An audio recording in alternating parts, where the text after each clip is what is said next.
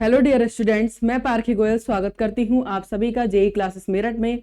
और आप मेरे साथ पढ़ रहे हैं ईडीडी सेकंड, जिसमें हमने बेटा 3 यूनिट्स को अपनी कंप्लीट कर लिया था। ठीक है, जिसमें मैंने आपको कॉन्ट्रैक्टर कंट्रोल सर्किट्स, अर्थिंग, जिसमें मैंने टाइप्स ऑफ अर्थिंग, अर्थिंग क्या होती है, किस टाइप से की जाती है, क्या क्या एडवांटेज डिसएडवांटेज और कौन सी इंपॉर्टेंट है, 5 टाइप की आपको अर्थिंग भी मैंने आपको पढ़ा दी थी और जिसमें बताया था प्लेट और पाइप अर्थिंग इंपॉर्टेंट है। इसके बाद मैंने कवर किया था सिस्टमैटिक डायग्राम, जिसमें मैंने आपको स्टेडियम, सिनेमा और जो आपके जैसे एक पंखे के लिए व्यवस्था है, ये सब चीजें जो है मैंने आपको सिखा दी थी। ठीक है, और साथ में ये भी बता दिया था कि कौन से टॉपिक इंपॉर्टेंट है और कौन से आपको एग्जाम पर्पस के लिए बहुत अच्छे से तैयार करने हैं। ठीक है, तो अब हमारी यूनिट 4 स्टार्ट होगी, internal wiring, estimation and costing of internal wiring, यानी कि आंतरिक तार स्थापन का क्या है, आगणन और क्या करना है उसका। कॉस्टिंग का मतलब होता है मूल्यांकन और एस्टिमेशन का मतलब है आगणन। मतलब क्या है, एस्टिमेशन का मतलब हम ये प्लान करते हैं कि किस तरीके से हमें अपनी वायरिंग करनी है, उसके लिए हमें क्या क्या चीजों की चाहिए। जैसे हमें एक कमरे में वायरिंग करनी है तो हमें पंखा भी चाहिए, हमें मान लीजिए 2 बल्ब के लिए पॉइंट भी चाहिए। ठीक है, आपके लिए एसी, कूलर, टीवी जो भी वहां चलाएंगे उसके लिए इलेक्ट्रिक पॉइंट चाहिए। इसके अलावा अगर आप बाथरूम भी अटैच कर रहे हैं तो उसके लिए जो चीजें चाहिए, तो ये सब क्या है, इनका एस्टिमेशन कर लिया जाता है, पहले से प्लान कर लिया जाता है कि क्या क्या चीजें हैं।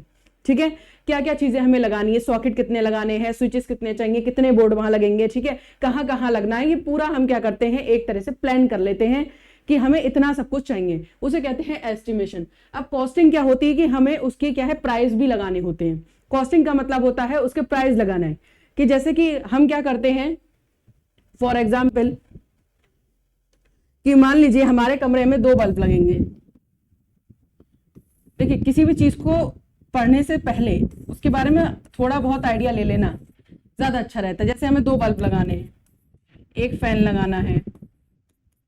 ठीक है, हो सकता है कि हमें वहां गीजर, हमारा बाथरूम है तो गीजर भी लगाना होगा।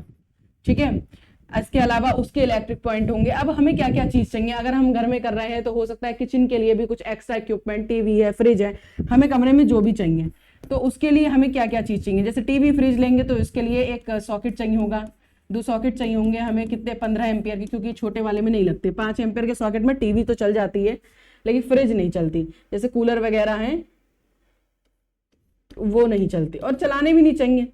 लोग चला लेते हैं लेकिन नहीं चलाने चाहिए, क्योंकि अगर आपका इंटरनल फॉल्ट आता है तो सबसे पहले वही फूकते हैं। ठीक है, अगर ज्यादा एम्पियर, ज्यादा कैपेसिटी का सॉकेट होगा तो वो करंट को थोड़ी टाइम तक बेयर कर लेगा। ठीक है, तो ये सब चीजें हमें चाहिए होती हैं। तो हम क्या करते हैं कि इन सबकी कॉस्ट लगाते हैं। मान लीजिए 2 बल्ब आपके, एक लगभग 7 है, 9 वाट, इस टाइप के जो बल्ब आते हैं वो 80 से 85 रुपए में मिल जाते हैं। तो उसके अकॉर्डिंग क्या करते हैं, जैसे हमारे 2 बल्ब हैं तो हमने कहा कि 8 दूनी 180, तो हमारा कितना हो जाएगा, 160 रुपए के बल्ब आ जाएंगे। सॉकेट कितने का आएगा, इस टाइप से क्या करते हैं, टोटल कैलकुलेशन कर लेते हैं कि हमारा इतना खर्चा होगा, उसे कहते हैं कॉस्टिंग। ठीक है, तो एस्टिमेशन का मतलब होता है कि हमें पूरा प्लान करना है कि किस तरह से हमें अपनी वायरिंग करनी है, क्या क्या चीजें हमें चाहिए, कहां से वायर लेके जाना होगा, कहां पर जाके कनेक्शन करना होगा। तो ये पूरा प्लान करते। ऐसा नहीं है कि हमें अरे बेड पे बीच में हवा आएगी तो हम पंखा यहीं लगाएंगे। तो प्लान होता है पूरा, उसके अकॉर्डिंग।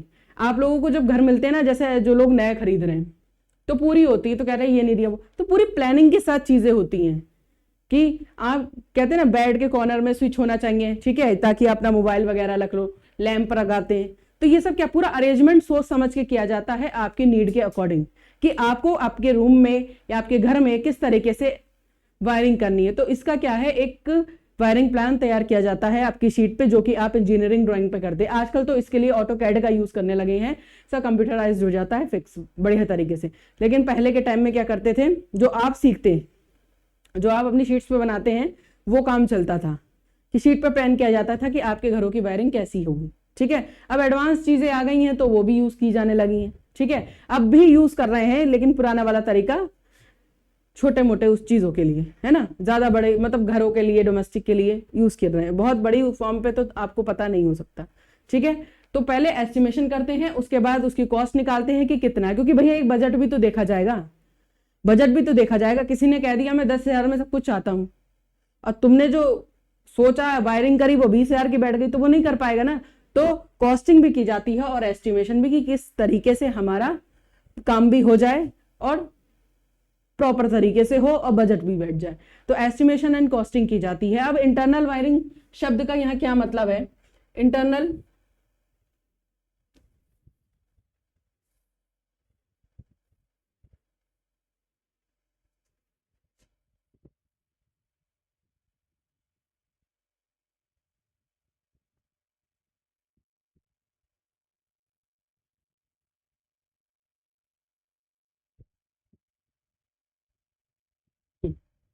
इंटरनल वायरिंग का मतलब होता है बेटा कि कूलर,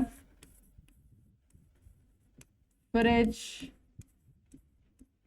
5 एम्पियर 15 एम्पियर के सॉकेट के लिए की जाने वाली वायरिंग, ठीक है। या अगर सीधे तौर पे कहा जाए तो डोमेस्टिकली जो वायरिंग की जाती है, देखिए डोमेस्टिकली नहीं कहेंगे क्योंकि इंटरनल वायरिंग और चीजों के लिए भी होती है। तो कूलर, फ्रिज, पंखे इत्यादि यानी लाइन फैन सर्किटों के लिए जो वायरिंग की, अब इसमें भी दो टाइप की होती है, एक तो बेटा 5 एम्पियर के लिए होती है और एक होती है 15 एम्पियर के लिए, ठीक है। पावर वायरिंग, जिसमें जब हमारा 15 एम्पियर का स्विच सॉकेट यूज होता है तो वो पावर वायरिंग के लिए होता है। तो अगर हम बात करें इंटरनल वायरिंग क्या होता है, तो इंटरनल वायरिंग के अंतर्गत प्रकाश, पंखा, हीटर, कूलर है, 5 एम्पियर का सॉकेट है, 15 एम्पियर का सॉकेट इत्यादि आते हैं और इनके लिए इलेक्ट्रिक पॉइंट लगाना, ठीक है। अब इन सभी के लिए क्या लगाना बेटा, इलेक्ट्रिक पॉइंट यानी स्विचेस की कनेक्शन की व्यवस्था करना क्या कहलाती है, इंटरनल वायरिंग, ठीक है। इन सब के लिए क्या करना है, इलेक्ट्रिक पॉइंट की व्यवस्था करना इंटरनल वायरिंग कहलाती है। आप सीधे शब्दों में लिखिए, cooler, fridge, 5 ampere socket, 15 ampere socket इत्यादि के लिए इलेक्ट्रिक पॉइंट की व्यवस्था करना इंटरनल वायरिंग कहलाता है, ठीक है। इंटरनल वायरिंग कहलाता है, इसके दो सर्किट्स होते हैं, एक होता है 5 एम्पियर के सॉकेट के लिए और दूसरा होता है बेटा 15 एम्पियर के सॉकेट के लिए।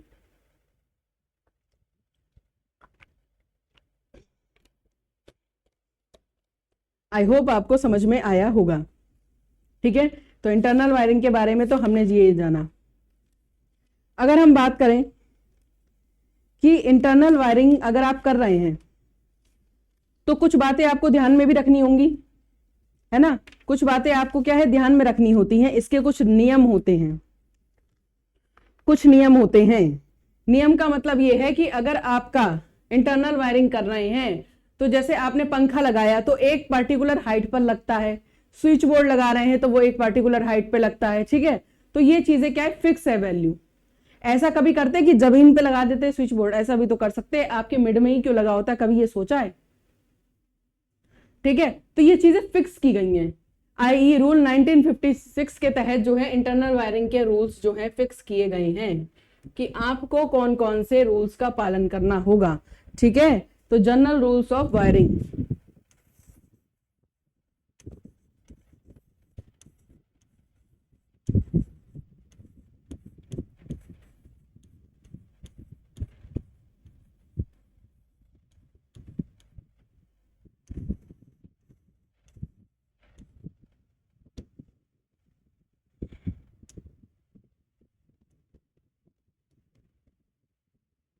ठीक है।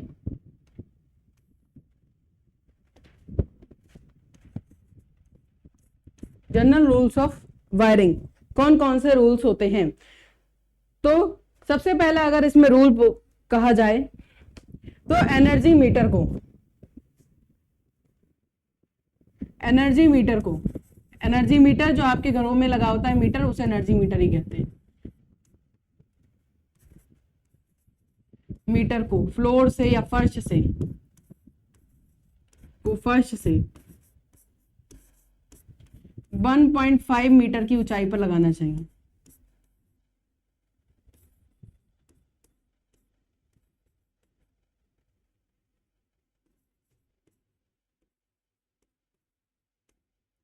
ऊंचाई पर लगाना चाहिए,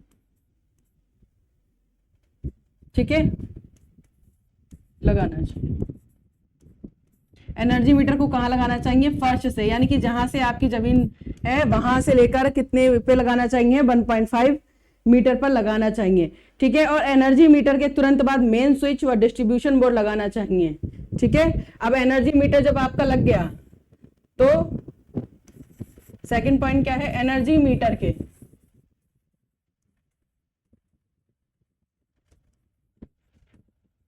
ठीक बाद या तुरंत बाद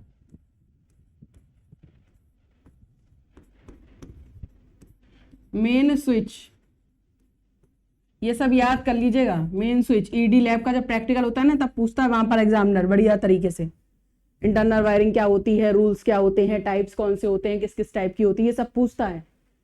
वहां आपको ढंग से पूछेगा क्योंकि ईडी का प्रैक्टिकल है, याद रखिएगा, अच्छे से पढ़ लीजिएगा ईडी, क्योंकि आप 3 जगह से फंसते हैं, एक तो ड्राइंग, एक थ्योरी, एक प्रैक्टिकल, आपकी ईडी में खूब ढंग से बैंड बजती है। ठीक है, तो इन चीजों को तैयार रखिएगा क्योंकि पूछता तो क्वेश्चन है ही। ठीक है, तो बात मेन स्विच,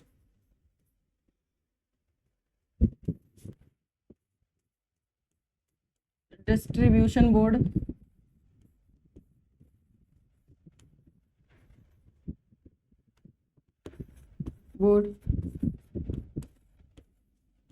फर्श से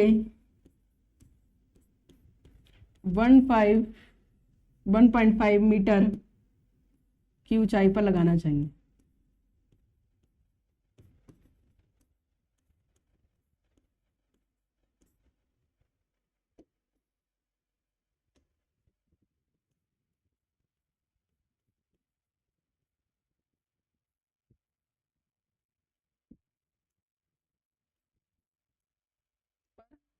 लगाना चाहिए।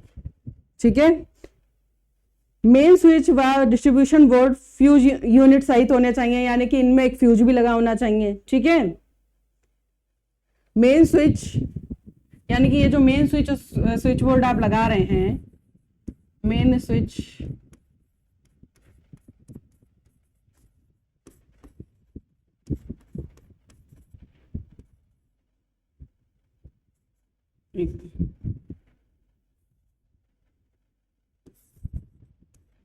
डिस्ट्रीब्यूशन बोर्ड फ्यूज सहित होने चाहिए, यानी वहां फ्यूज भी लगाओ डिस्ट्रीब्यूशन बोर्ड में।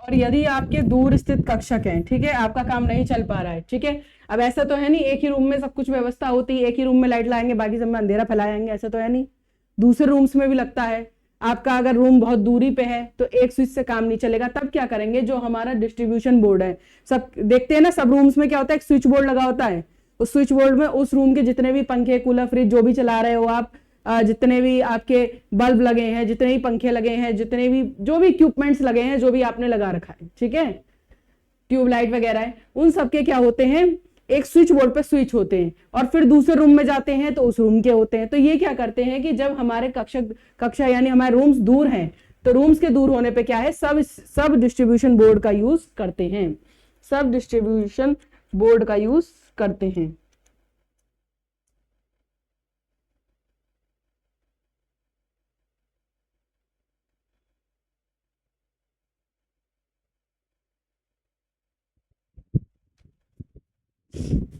चलिए, तो दूर स्थित कक्षकों के लिए,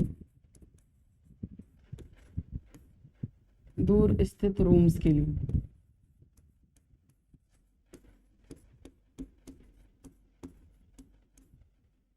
सब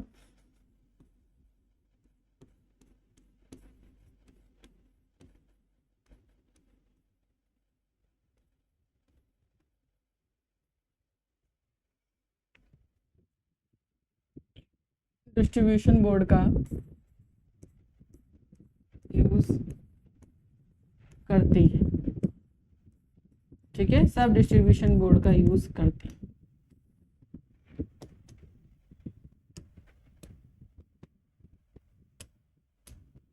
ठीक है, सब डिस्ट्रीब्यूशन बोर्ड का यूज करते हैं। जो आपके अब आता है आपके बल्ब का, यानी कि जो लाइट पॉइंट्स है और आपके फैन वगैरह है, वो कहाँ लगे होने चाहिए। ठीक है, ठीक है, तो अगर हमारा लाइट पॉइंट है, तो लाइट पॉइंट जो है, लाइट पॉइंट जो है वो फर्श से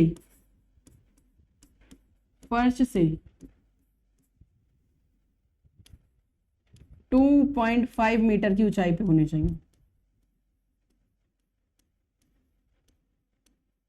ठीक है, आप कभी देखिएगा तो लगभग 2.5 मीटर ही होगी आपके जो भी लाइट पॉइंट आपके कमरे में लगे, इससे थोड़ी ज्यादा हो सकती है लेकिन इससे कम नहीं होगी। ये याद रखिएगा, क्योंकि अगर हम मिड में लगाएंगे तो क्या होगा, ठीक है हमने 2.5 मीटर से कम में लगाया, तो बेटा आपकी हाइट लगभग आपके घर में जितने भी लोग होंगे, बड़े छोटे बच्चों की छोड़ो, उनके हिसाब से सोचे तो वो कितनी होंगी, एक हाइट लगभग 5 फुट सबकी की होगी, ठीक है। अगर वो लोग इंसान खड़े हैं, लाइट मुंह पे ग्लेयर पड़ेगी, चलो इंसानों की छोड़ो, अगर मिड में लगाएंगे तो आप जहां पर भी बैठे होंगे मिड में जाएगा आपका, पूरी जो भी आपके एनर्जी सोर्स की जो भी लाइट होगी वो रिफ्लेक्शन क्या है, मिड में जाएगा, तो आपकी आंखों पे क्या करेगा, ग्लेयर डालेगा, चौंधिया जाएंगी आपके, आपको दिखाई नहीं देगा, ठीक है। तो इस वजह से क्या करते हैं, उनकी एक क्या है हाइट फिक्स की गई है। ऐसी अगर आपका फैन है तो फैन की भी जो हाइट है वो फर्श से लगभग होती है आपके 2.55 मीटर, ठीक है। और आप देखते हैं इसके साथ ही ये तो बेटा ऊंचाई है केवल, बल्कि जब आपका फैन रोटेट करता है ना, इस तरीके से घूमता है, तो उसको भी देखा जाता है कि वो कितना एरिया कवर कर रहा है, आपके लेंटर पे उतना चलेगा। इसलिए देखते हैं ना, छोटे फैंस भी आते हैं, बड़े भी आते हैं, सीलिंग फैन जो होते हैं छोटे भी आते हैं, बड़े भी आते हैं, तो अकॉर्डिंग टू आपका जो लेंटर है उसके देखा जाता है, क्योंकि फैन अगर घूमेगा तो एक एरिया तो कवर करेगा, उसके पर जो लगे होते हैं, इस तरीके से आपका फैन होता है और उसके पर ऐसे लगे होते हैं, तो एक एरिया तो घूमते वक्त कवर करेंगे, ठीक है ना, 1 मीटर 1.25 मीटर का एरिया जो है कवर करते हैं। तो इस स्थिति में क्या होगा, अगर दीवार से टकराएंगे तो टूट जाएंगे, तो इसलिए इनकी एक हाइट और साथ में ये रोटेशन एरिया भी फिक्स किया गया है, ठीक है, ये रोटेशन एरिया भी फिक्स किया गया है। तो जो भी आपके घरों में वायरिंग आती है बहुत सोच समझ के होती है, ठीक है। इसके अलावा बेटा स्विच बोर्ड, अगर स्विच बोर्ड की बात करें या स्विच की, स्विच बोर्ड को, क्योंकि स्विच अकेले थोड़ी लगते हैं, स्विच बोर्ड पे ही लगते हैं, तो स्विच या स्विच बोर्ड की जो हाइट है वो भी फिक्स है, वो भी है 1.5 मीटर, और कहीं कहीं 1.3 भी लिखी है, ठीक है, कहीं कहीं 1.5 मीटर ऊंचाई लिखी है, तो कहीं कहीं 1.3 मीटर ऊंचाई भी लिखी गई है इंटरनल वायरिंग में आपके जो स्विच हैं उनकी, ठीक है। अगर हमें स्विच बोर्ड लगाना है, ठीक है, अब स्विच बोर्ड चलो हमने इतनी हाइट पे लगा दिया, एक चीज और याद रखनी चाहिए कि जब भी आप अपना स्विच बोर्ड लगाएं तो ये स्विच बोर्ड जो है बेटा 0.5 मीटर की दूरी पर होना चाहिए डोर से। डोर से बिल्कुल चिपक के नहीं लगाया जाता है, जैसे आपका डोर यहां से, मान लीजिए डोर है यहां से खुला, तो जब ये बंद हो तो उससे थोड़ा सा दूर जो है आप लगाएंगे, ठीक है, बिल्कुल चिपका के नहीं। और आप देखते हैं कि दरवाजे के पास में ही most of them switchboard लगे होते हैं, बहुत कम है कि अकॉर्डिंग टू नीड कहीं और लगा दिए हैं, वरना स्विच बोर्ड जो मेन लगा होता है जिसमें आपके सारे इलेक्ट्रिक पॉइंट जो आपके रूम में है वो अवेलेबल है, वो आपके दरवाजे के पास में ही लगा होता है, ठीक है। आपका दरवाजा भी लगभग अगर स्ट्रेंथ देखी जाए तो लगभग बनाने वाले के ऊपर है, लेकिन ज्यादा से ज्यादा चौड़ाई 1.5 मीटर होती है, इससे ज्यादा नहीं होती है। बाकी अकॉर्डिंग नीड तो बहुत सारी चीजें बनती हैं,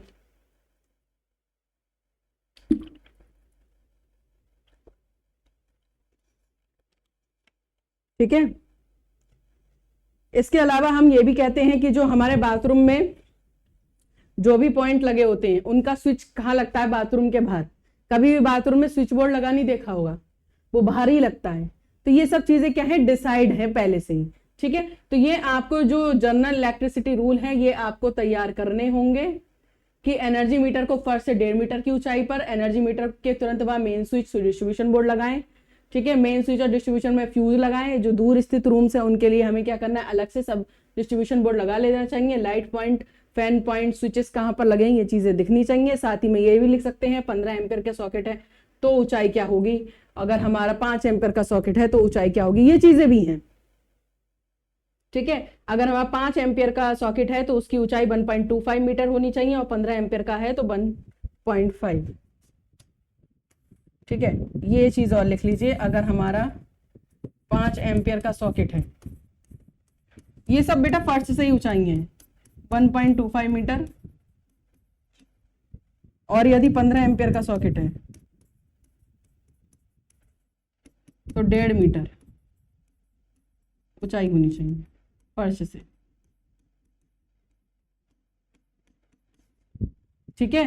तो ये कुछ रूल्स रेगुलेशन है जो आपको ध्यान रखने होंगे, ठीक है। ये कुछ रूल रेगुलेशन जो है बेटा आपको ध्यान रखने पड़ते हैं जब आप इंटरनल वायरिंग करते हैं, ठीक है। जब इंटरनल वायरिंग करते हैं तो इन रूल्स रेगुलेशंस को ध्यान रखना ही होता है। चलिए, अगर अब आप जो है इंटरनल वायरिंग कर रहे हैं, तो अगर उसका सिलेक्शन हम किस बेस पर करेंगे, ठीक है, internal wiring, selection of types of wiring, यानी कि आप वायरिंग भी बेटा कई प्रकार की होती हैं।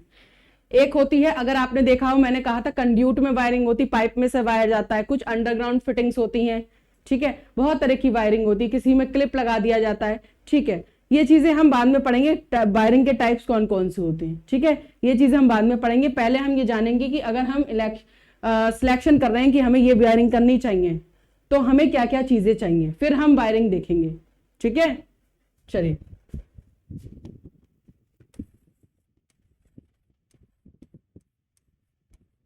Selection of types of wiring.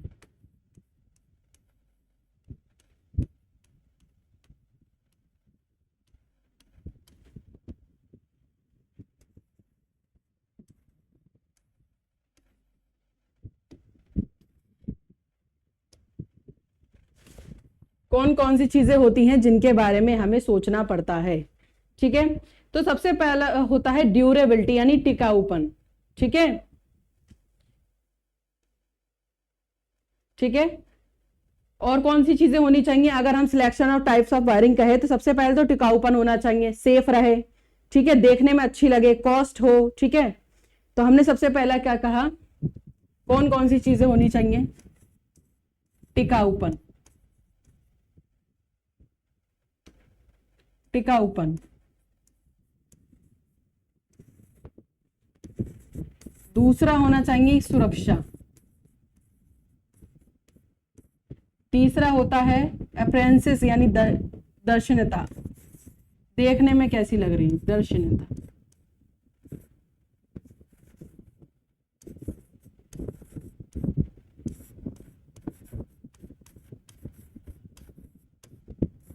ठीक है, इसके अलावा कॉस्ट वॉस्ट भी देखी जाती है, कॉस्ट है, ठीक है, रख रखाव है, कॉस्ट यानी लागत, फिर है मेंटेनेंस, हम कितने अच्छे से उसको रख सकते हैं, मेंटेनेंस में मेंटेनेंस कॉस्ट भी देखी जाती है, रख रखाव।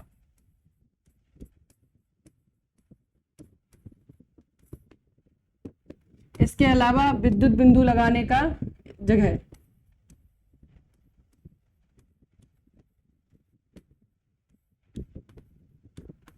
तो ये चीजें क्या हैं बेटा, आपको ध्यान रखनी पड़ती हैं आपकी वायरिंग करते वक्त, ठीक है। विद्युत बिंदु की जगह,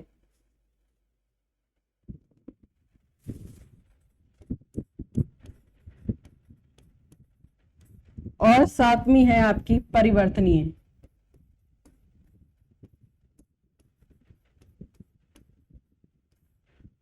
चलो समझते हैं एक एक करके क्या कहना चाह रहा है भाई। क्या है, टिकाऊपन होना चाहिए। पहला है आपका कि टिकाऊपन होना चाहिए, यानी ड्यूरेबिलिटी ज्यादा होनी चाहिए, यानी ज्यादा समय तक चले, ऐसी वायरिंग का यूज हम करना चाहिए। ऐसा तो है नहीं आज वायरिंग करी, 1 महीने 15 दिन बाद वो फिर उखड़ जाए, बेकार हो जाए, तार गल जाए। ऐसी वायरिंग करोगे तो कितनी बार करोगे, कितना खर्चा उठाओगे, ज्यादा पैसे हैं क्या। तो हमेशा ऐसी वायरिंग करनी चाहिए जो ज्यादा समय तक चले, ठीक है, टिकाऊपन हो, ठीक है। संस्थान के लिए हमेशा ऐसी वायरिंग यूज की जाती है जिसमें टिकाऊपन हो, और इसके लिए कभी भी क्रेडिट वायरिंग की बात नहीं की जाती है, ठीक है। तो हमारा क्या है कि जो ज्यादा समय तक चले,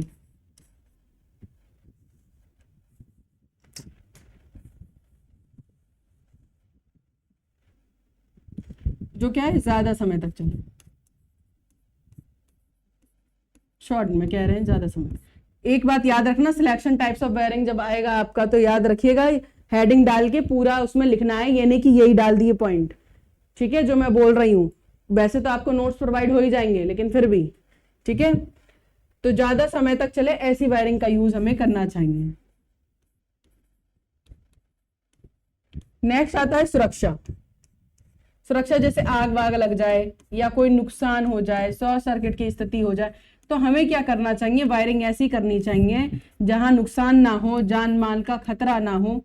इस तरीके की वायरिंग हमें जो है करनी चाहिए, इस तरह की वायरिंग। जैसे कि कुछ लोग क्या, कुछ जगह ऐसी होती हैं जहां पर आप नॉर्मली तार लेके नहीं जाते, जैसे जहां पर तेल उल का काम बहुत होता है, सेंसिटिव एरिया होते, वहां पर खुले रूप में वायरिंग नहीं करते, कोशिश यही रहती है कि अंडरग्राउंड फिटिंग का मतलब होता है जो आपके, जैसे ये वॉल है, ये वॉल है तो वॉल के सरफेस में से जा रही है वायरिंग, ऊपर कुछ नहीं दिख रहा है। आजकल ये अंडरग्राउंड फिटिंग बहुत चल रही है, ठीक है। एक तो सेफ है, कुछ नुकसान तो है कि अगर भाई कहीं फॉल्ट आ जाए तो भाई उखाड़ना पड़ता है सब, फिर मिस्त्री उस्त्री का खर्चा हो जाता है, वो तो चीज अलग है। लेकिन वैसे देखा जाए तो बहुत सेफ है। अगर रूम में कुछ ऐसा हो जाता है तो वो चीजें सेफ रहती हैं, ठीक है, बहुत हद तक। यानी थोड़ा बहुत पे गड़बड़ नहीं होता है। जैसे आपने कैंडल ही कमरे में जला के ले रख रखी है, आपकी दीवार से टच हो रही है, अब वायर है ही नहीं दीवार पे तो नुकसान नहीं होगा। अगर वहीं से वायर जा रहा होता तो फिर पता चल जाती, आपको उड़ जाता, सब शॉर्ट सर्किट हो जाता।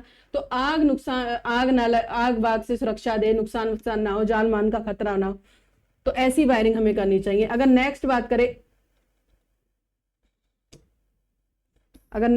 करें तो नेक्स्ट आती है आपकी दर्शनता, अपेरेंसेस, यानी दिखने में कैसी हो।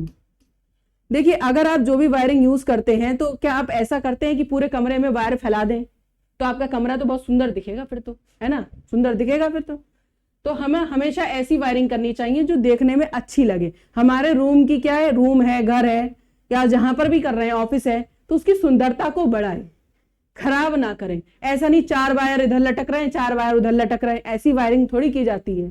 चिड़ियाघर में रह रहे हो तो हमें हमेशा ऐसी वायरिंग करनी चाहिए जो क्या है, अच्छी हो दिखने में, ठीक है, अच्छी लगे दिखने में। जैसे पाइप है, पूरे कमरे में एडजस्ट कर दिए तो वो बुरे नहीं लगेंगे। अगर मैं पूरे कमरे में वायर एडजस्ट करूं तो वो अजीब लगेंगे, भले ही सरल हो।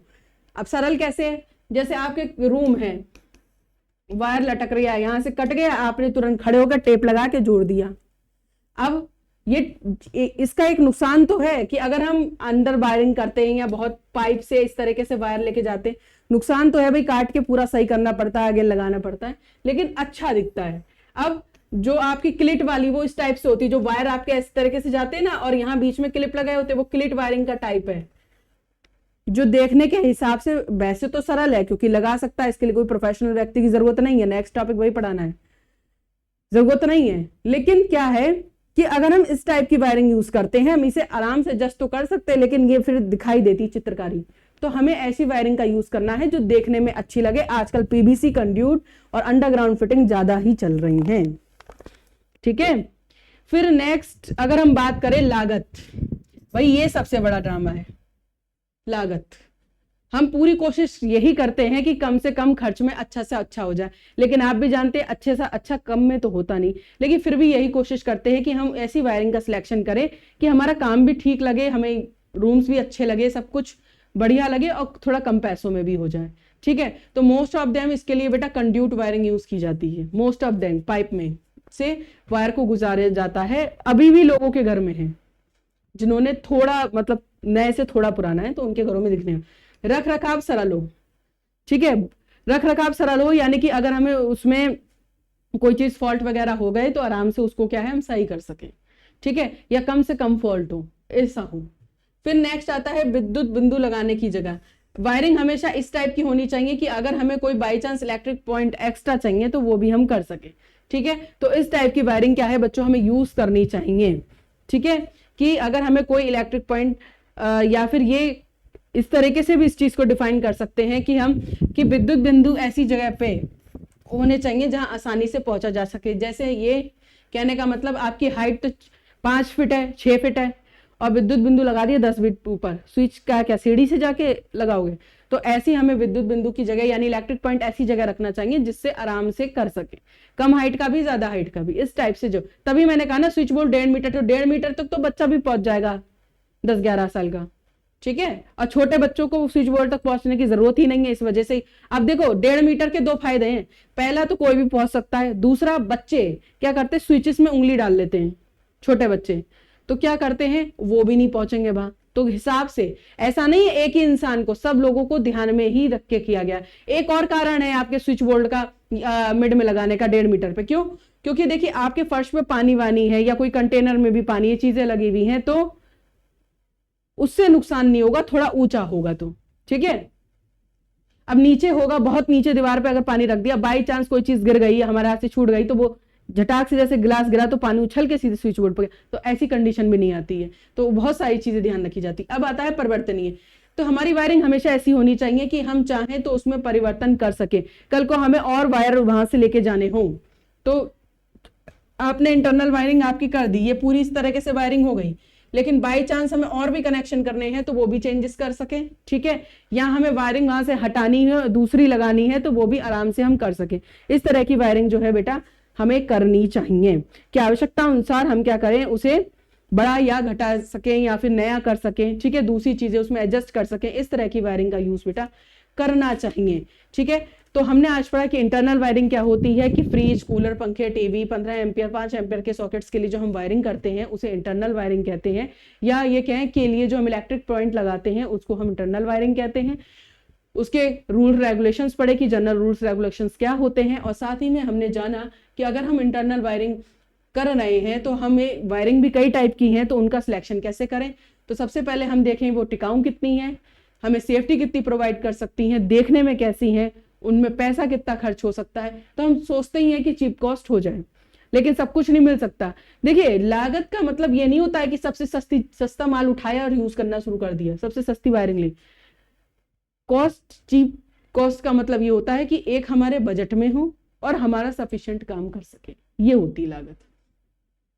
फिर अगर हम बात करें रख रखाव आसान हो, ठीक है, विद्युत बिंदु की जगह इस तरीके से हो कि हम आसानी से वहां तक हमारी पहुंच हो, और परिवर्तनीय हो यानी कि आसानी से जब हमें जरूरत हो तो हम उसमें क्या है बेटा चेंज कर सके।